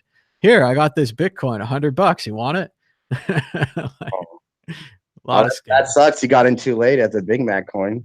Yeah. Oh, I know. It was so late. I was there Tuesday. I should have gotten there Thursday. Did you see the Big Mac coins were selling for 3 times the price of a Big Mac? Yeah, And on they eBay, expire at the end of the year, too. 20 to $60. So Yeah, would have been sweet, man. there's only 5.7 million, so the scarcity is there. It's even less than Bitcoin. Right. So you know those are going to go up. But out here in Idaho, I asked everyone, I'm like, you get your Big Mac coin? They're like, no. So I just I stocked up on those. Yeah, yeah, man. I mean, if you're in the right market, no one goes. For one. So I was like, all right. Well, that's pretty cool. Yeah, it's good. All Good to right. see that. Well, thanks a lot for letting me call in, and thanks for your contribution, and everyone have a great day. Thanks so much for the call, Joe. Give us a call anytime. Yep. All right. Later. And you can call us now on Skype at World Crypto Network or at 518-600-1949. People in the chat are saying Ethereum and the block size bloat gets out of control. There's just too many transactions. There's just too many smart contracts, and you pay for them and so on and so forth, but it's not enough. Hello, caller. You're live on the World Crypto Network. What's your name and where are you calling from? Hey, Thomas. This is Gabriel from Israel. How's it going, Gabriel? What's on your mind about Bitcoin today? I'm fine, Thomas. Thank you. I've been a long listener for a long time. I was watching the other day Pawn Stars that I know they're in Vegas. Mm-hmm. And they were like analyzing a coin from the Liberty coin or something like that from the history of the monetary history of the United States, and they were talking about hard money and all that stuff. So I could feel they are like very involved with the idea of hard money.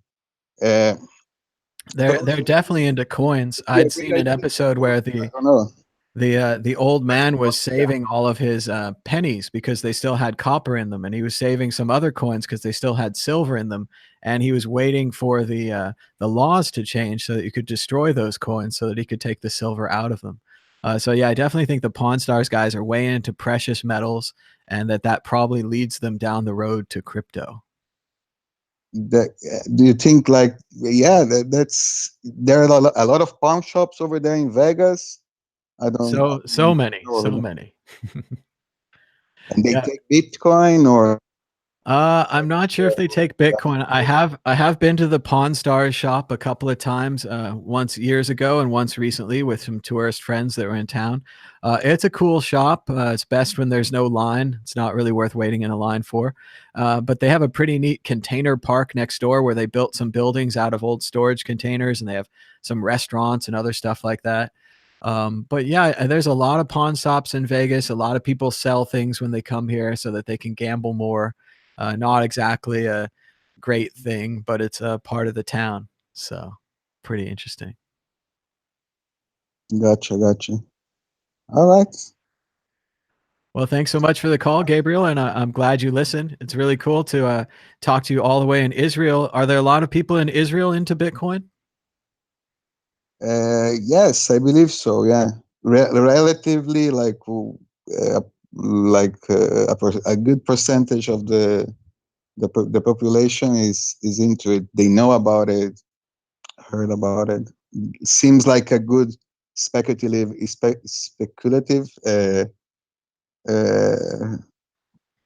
asset or something. Yeah, he is considered an asset. Definitely. I think it is. And it's exciting the way that this is truly worldwide and global, and that people all over the world speaking different languages, different cultures, different backgrounds, they can all get into this Bitcoin, and hopefully they can all use it and it'll improve all of their lives. We all hope so. Yeah. Perfect. All right. Well, thank you so much for your call, Gabriel. Give us a call anytime, and keep up the good work spreading the word about Bitcoin out there in Israel. Good stuff. My pleasure. Thank you very much, Thomas, for all your hard work. We feel it, and we are with you. Well, thank you so much, Gabriel. And just everybody keep hitting that like button and sharing the show and keep calling in. And eventually this will grow and we'll just have more people to talk to. It'll be great. Perfect. Have a nice one. Yeah. You too. Thank you so much. And you can call us now on Skype, World Crypto Network, all one word, or at 518-600-1949. It's pretty fun. We're getting calls from all over the world. I think we just went from Idaho to Israel. Pretty great stuff. We are truly global today. So it's fun stuff. There's also a lot of great reality show places in Vegas. I've been to most of them. I went to Pawn Stars. I went to the Pinball Hall of Fame, which is, of course, my favorite place in Vegas. And I went down to the Rick's Restoration. It's funny, I went there years ago. And the last time I went there, I guess the show was off the air for a while. And the people wanted more money and they didn't get it. And they're kind of mad at the TV company and they just kind of went on with their thing. So it's more of a normal shop now. And it was kind of depressing. So Pawn Stars, I guess they're going to take that off the air next year. The old man passed away. The show's been on for 10, maybe 15 years. It's a real old show. So that'll be interesting to see as well if they keep up the lines at Pawn Stars, if they're able to keep that container park going. But it is a pretty good tourist attraction. It's right there on the strip, the north part of the strip, by all the crappy wedding chapels and busted up buildings. It's pretty interesting in Vegas. You can go from a huge hotel casino worth millions of dollars to a busted up old wedding chapel in like 5 minutes. You just drive up the street. There's an amazing concentration of wealth in the strip area. And then there's endless suburbs. It's pretty amazing. When I visited here in the 90s, none of these suburbs were here. There were a bunch of different casinos, and it was a totally different place. So it is a very unique place to live, and I'm enjoying checking it out. Moonshine Fuel says the Addams Family Pinball is a good one. That's definitely a classic. That was difficult to get on Pinball Arcade. They had to pay the estate. Let's see. Where is this ringing from? Hello, caller. You're live on the World Crypto Network. What's your name and where are you calling from? This is a dude named Ben from Omaha. All right, Ben from Omaha. What's on your mind about Bitcoin today? Well, I saw Jack Dorsey was talking about Twitter to the Senate hearing or something like that. Anyway, I'm wondering what your take is on this angle with the Cash App allowing you to buy Bitcoins. I've introduced a lot of friends to Bitcoin via that app. They seem to have a little more confidence in doing it because you can buy just $1 or $5. You don't have to really do too much other than hook up your checking account to it. So here's the thing, though, with the tax implications, I'm wondering, this is kind of a vector into that maybe they'll just have to concede that people are using Bitcoin and not really accounting for it. And I wonder if you guys have talked about that or if you have heard others talk about that. Seems to me if you have all these millions of transactions now that nobody's going to really do a Schedule D for, that it's actually going to be a good thing for Bitcoin. Well, I'm definitely a fan of the Cash App. I think it's a good way to introduce new people. And they said recently that they launched in all 50 states. So that's great. You can use it no matter what state you're in the US. It's not as simple as I like, but it's a good app and it's pretty straightforward. One of the things I really like, and I don't know if this is going to last forever, but I hope, is that the Cash App only has Bitcoin. The problem with Coinbase and so many of these websites is you send your friends there and you say, get some Bitcoin, and they come back with Litecoin. Or you say, go back and get some Bitcoin this time, they come back with Bitcoin Cash. People sometimes will just buy whatever the cheapest coin is. So they'll get Ripple or Stellar or whatever it is because it's cheaper.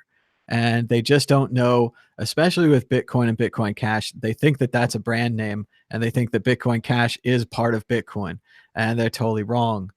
So that's great about the Cash App is they only have that.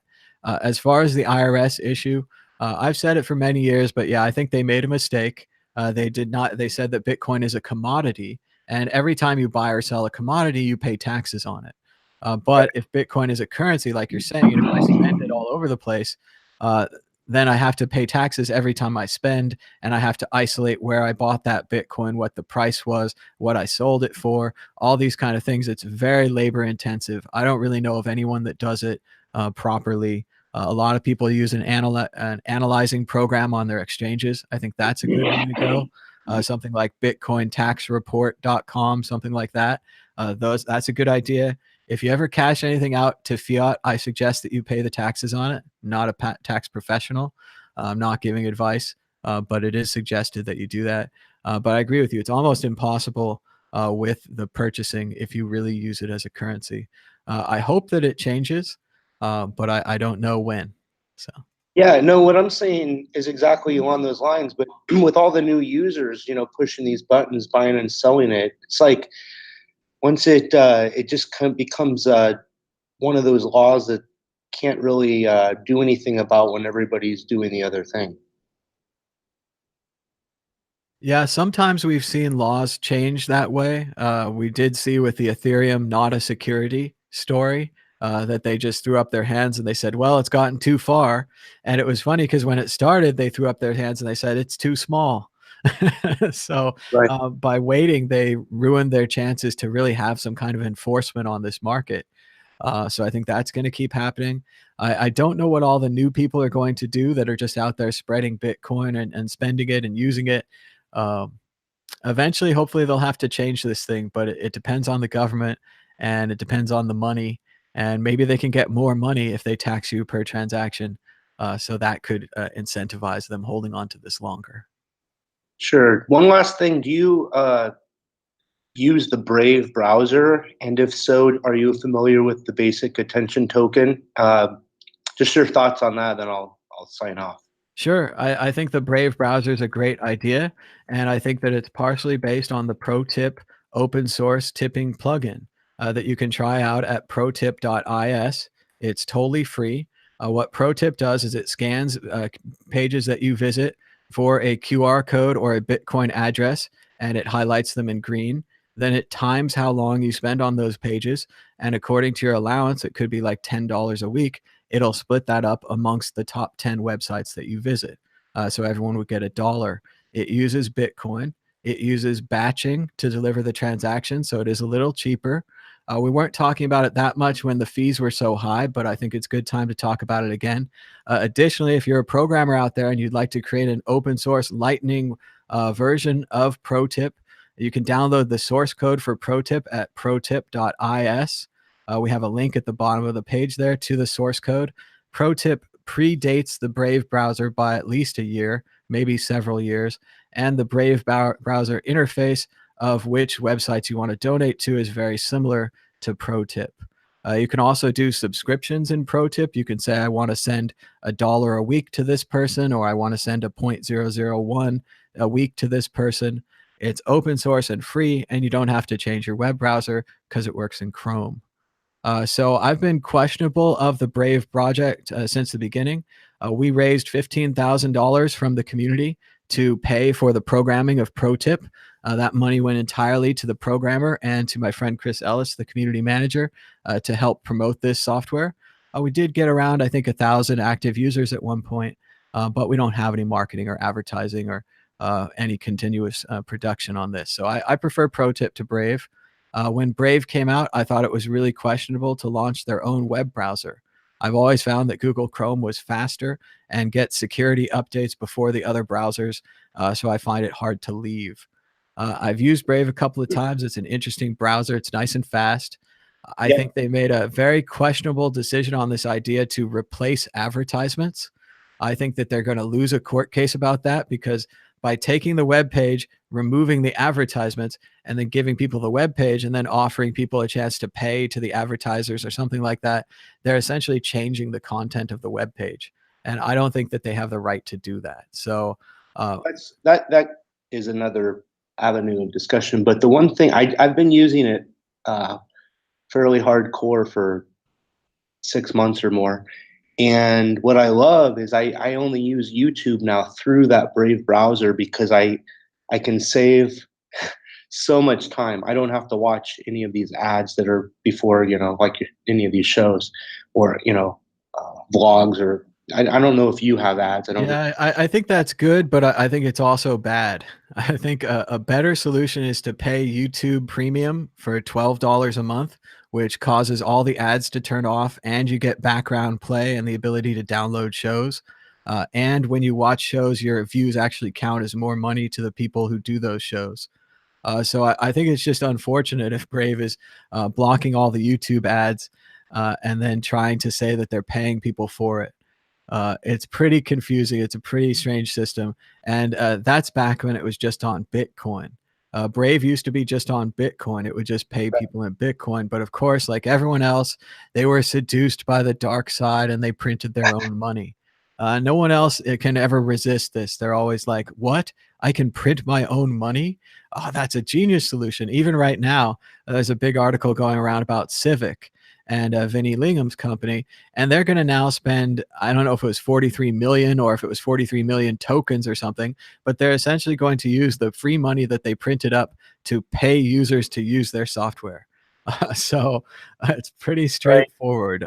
They printed free money and now they're paying people. So it's Yeah, pretty bad. one thing on that, I just always keep your windows open, because I know what you were talking about where Ethereum had its run. I mean, if this thing does take off, there's a big play right now that with that, just it's one of those things that you can't always ignore if you do want to maybe put a little bit of gambling in play. If some of these things that we're aware of because we're tech savvy or we're on the cutting edge here, we should leverage that knowledge. At least maybe, I'm not saying what anybody should do, but that's a potential. If this does take off, it could be another big gain. Yeah, but isn't this an old coin? Hasn't it already been pumped and dumped? I'm not sure. I don't know that it's kind Because of. I mean, I'm looking at it right here. It used to have a value of 80 cents. Looks like about 80 cents. Then it went down to 19 cents. Then it went up to 50 cents. So 50 cents is well down from 80. Looking at this peak here, 32 cents. And right now it's down to 22 cents from a high of 80.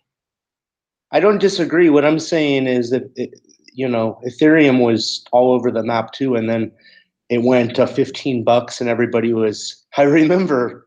I think you had a lot of these guys that have their own shows now doing analysis, but they were all saying don't buy it, and then it went to $1,000. So I mean, we don't know. I'm just saying that's something that a lot of people don't even know this browser exists yet, and if it could potentially happen. But for or against it's another thing. But Yeah, I'd be a little more careful. I'd want to be more into something that I was new on, that I was the one who had the information. Looking at this, it launched in January 1st, at least from this chart of 2018.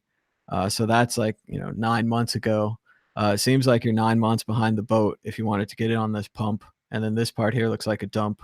And then this looks like another pump and another pump. I have a point, but my point is that's when the excitement was happening with all the pumping of, that everybody was super Bitcoin rich. So a lot of those things follow that same cycle of what Bitcoin did. So I don't disagree that it may have already kind of had a big surge, but perhaps if they have marketing or something big gets behind this, it could actually go.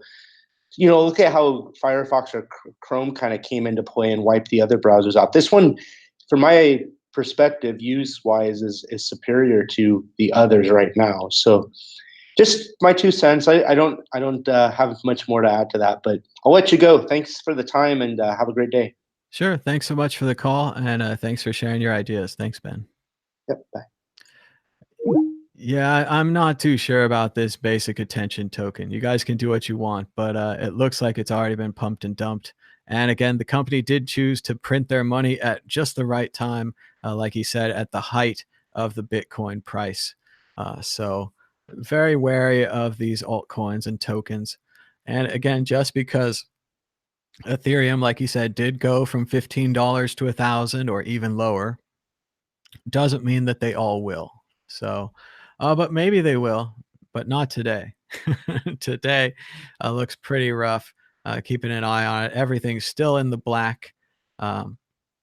Looks like we're seeing 10% and 5% drops across most of the major altcoins as they continue to follow Bitcoin down. Keeping an eye on this. The people in the chart say it won't be long. They think it's a fake dump and that Bitcoin will come right back. The great thing about dollar cost averaging is you just keep buying, $100 a week or whatever it is, and you don't even have to worry about this. Maybe your buys this week will just be a little lower than usual. It's pretty cool. And you can check out, YouTube Premium. It used to be called YouTube Red, but it's still a very cool program. You can get access to YouTube Music and access to YouTube Originals. I never watched any of those. And then they canceled the PewDiePie show before I got to watch it. But you get access to YouTube ad-free and offline, and access to YouTube Music. Everyone has a music service now. Ad-free and download and go. These are both good features. Background play, which is great for listening to shows like this that are more like a podcast or audio. And you get the music.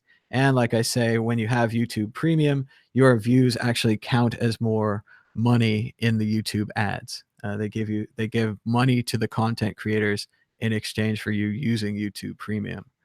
If you don't want to use YouTube Premium and you don't want to donate that way, you could always donate with the QR codes on your screen right now. We accept Bitcoin and all of the altcoins that are on the Trezor. You can also support us at patreon.com/WCN, where 32 patrons are donating $238 a month to support this show, or at patreon.com/madbitcoins, where 75 patrons are donating $441 a month.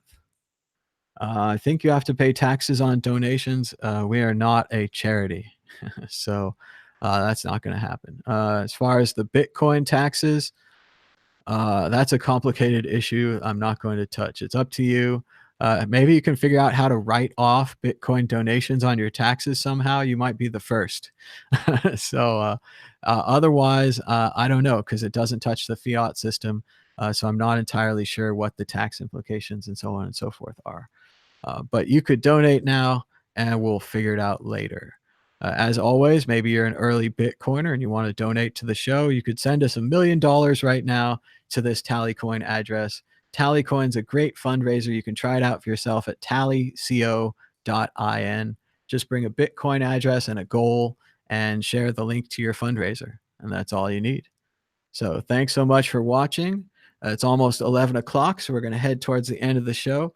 Like I said, I'm going to Queen and Adam Lambert tonight in Las Vegas. It should be really good. I'll do a little Periscope or something on Twitter. Probably not that much, and don't expect much because I'm definitely in the top of the theater. I'm in the balcony of the balcony, but I get to hear the show, so it should be great. And we can still see your comments. And that's about it for the show. Thanks so much for watching. Thanks for giving us a thumbs up and a share. And until next time, bye-bye.